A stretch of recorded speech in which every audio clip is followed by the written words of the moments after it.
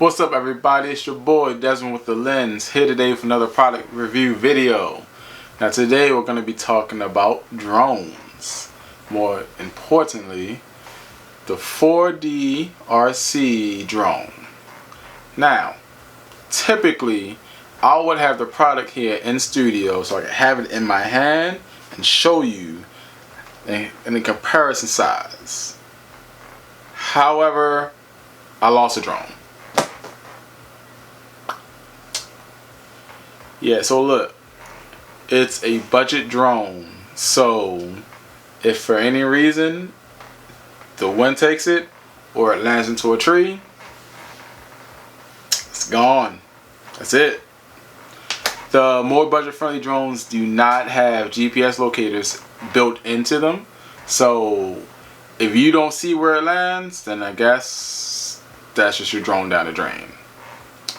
But we're here today because the drone, it's budget friendly, so the fact that I've lost the drone doesn't hurt my pockets too much as if it was a professional drone. The reason why we are reviewing this drone and not a cheaper version is because the $20, $30, and $40 drones are just not worth it.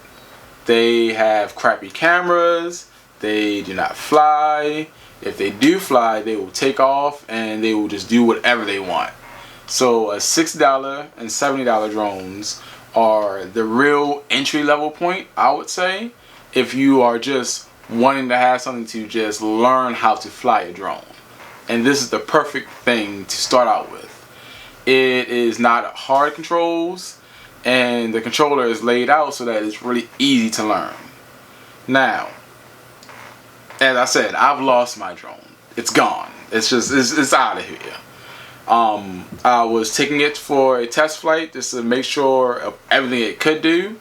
And it got really high. The wind took it and it landed into a tree. I could literally see the drone in the tree, but I couldn't tell which tree it was in. Just to give a short explanation to that, I could see the drone's angle from the video that it was giving to my phone before the battery died. I couldn't physically see it, but I could tell it was in one of these trees and it was looking down, but I can't tell where it was looking down at because everything looked the same. Green. So the drone is actually a nice size. It folds up with its 4 arms so that it can become a nice size object to carry. It fits into any compartment in one of your bags, or it can even fit into your pocket. The controller itself is actually not that bad either. The controller, its arm extends out so that you can put your phone here, so that once you learn how to actually fly the drone, you can get some footage from it. You can connect the drone straight to your phone via an app, and you can record any and everything that you get off of it while it's flying. Now, this drone is a budget drone. I would not recommend using this drone to really obtain any real footage. Like, the footage is just bad. It's like, it's just not good. Right now you should be seeing some of the footage that I've gotten from it. And even if you try to take it out of just its RAW format, which is not even in RAW, it's still shot in JPEG. That's the low quality of this drone. The video is just bad. And even if you try to add a warp stabilizer to it, it's actually going to make things worse. Believe it or not. Like, it's not usable. I would not recommend getting this drone to record anything, but I would recommend grabbing this drone to learn the basics of flying a drone, so that if for any reason you lose it, it breaks, or it gets stolen, you do not take a major hit to your pocket.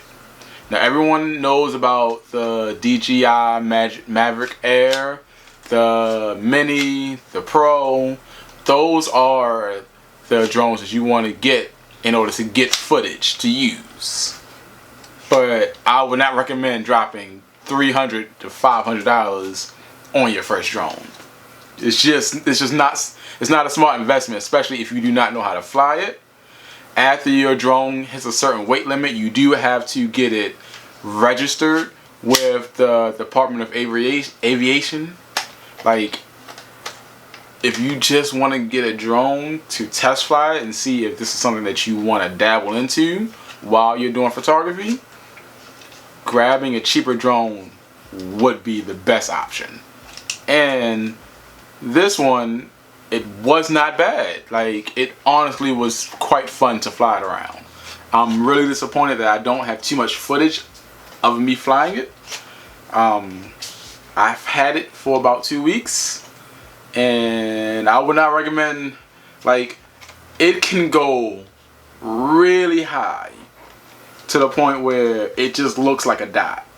It goes much higher than you would expect from something at such a low price, that I was actually amazed of how high it went.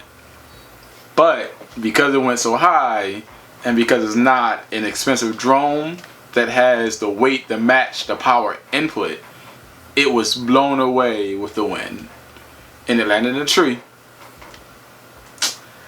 R.I.P.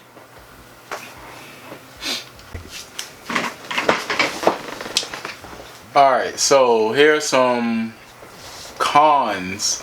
Like, I want to say pros and cons, but I'm just going to start off with just this long list of cons for this drone that might deter you from buying it, but you might want to push through just for the satisfaction of being able to have a drone to fly around that will give you real world experience close enough to one of the more expensive drones. Starting off from the top, the battery. The battery specs say that the drone will fly for about 15 minutes on a fully charged battery. Incorrect. You get anywhere from 7 to 8 minutes tops. Like, I don't know what kind of test they did to get 15 minutes out of it. Most likely they were inside of a warehouse where they did not have any kind of wind. But the second you throw this thing into the air, if it is even the slightest wind, you will start to drift away or blow away. And you'll end up using most of the battery and that flight time getting the drone where you want to be at. The drone does not hover and does not stay in one location.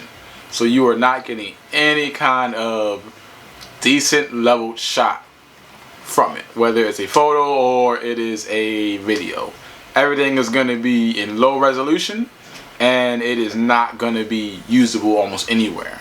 On the app, it says that you're able to look at your drone via GPS, which is not true.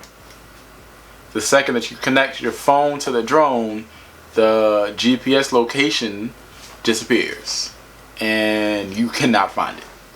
Only on a certain version of this drone, which is more expensive, do you get that option when connecting the app to it. And finally, some pros. It does fly. It is a great starter drone to fly around. You can get some great practice from it. If you think that flying a drone is something that you're going to want to do and add to your resume, then this would be a good drone to get just to have practice with it. Other than that, if you already have a drone or you've flown around with someone else's drone, save up for one of the more expensive ones, like a DJI Mini. It's $300, I think. Like this,